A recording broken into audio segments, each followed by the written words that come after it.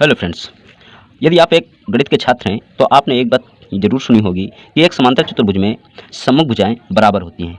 लेकिन आप कभी इस कल्पना की है कि सम्मुख भुजाएं बराबर कैसे होती हैं?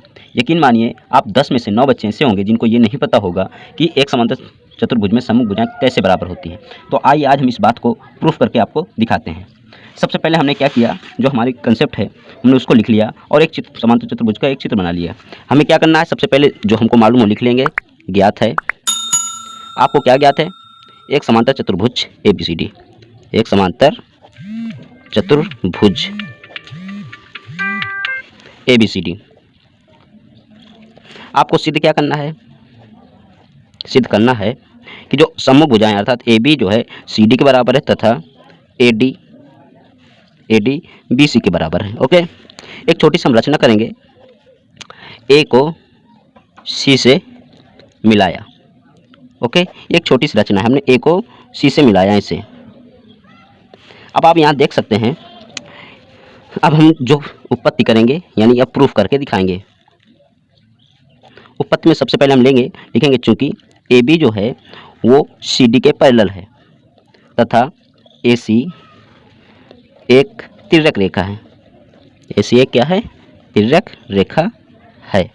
इसलिए यहाँ पर कुछ कोणों का फॉर्मेशन होगा। एक कोण ये बनेगा और एक कोण ये, जो कि एकांतर कोण होंगे।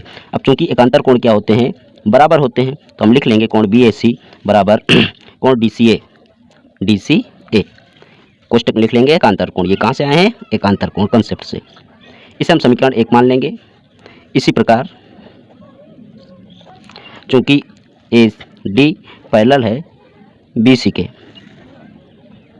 तथा AC एक तिर्यक रेखा है, इसलिए कोण, अब यहाँ पर भी दो कोणों का फॉर्मेशन होगा।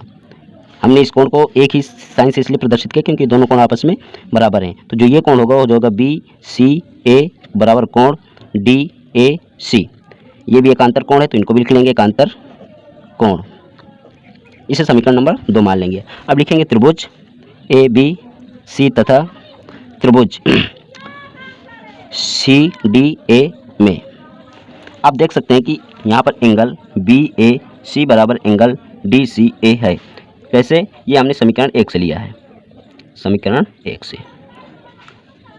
और आप देख सकते हैं कि AC दोनों त्रिभुजों में कॉमन है, तो लिख लेंगे उभयनिष्ठ भुजा, उभयनिष्ठ भुजा तथा एंगल BCA बराबर एंगल DAC। ये कहाँ से आया? ये समीकरण नंबर 2 से आया है।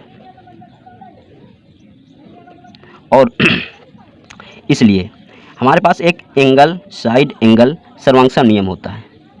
सर्वांगसम नियम से क्या हो जाएगा? ये दोनों त्रिभुज आपस में बराबर हो जाएंगे अर्थात सर्वांगसम हो जाएंगे, सॉरी। तो लिखेंगे त्रिभुज ABC सर्वांगसम त्रिभुज CDA। अब चूंकि लिखेंगे चूंकि सर्वांगसम त्रिभुजों में, सर्वांगसम त्रिभुजों में संगत भुजाएं बराबर होती हैं, इसलिए जो AB होगी वो बराबर हो जाएगी CD के तथा जो AD होगी वो बराबर हो जाएगी BC के। इसी बात को हमको सिद्ध करना था, जो कि हमने आपको सिद्ध करके दिखा दिया। अगर वीडियो अच्छा लगे तो लाइक एवं कमेंट करें तथा हमारे चैनल को सब्सक्राइब करें ऐसे ही कंसेप्ट को क्लियर करने के लिए। जय हिंद दोस्तों।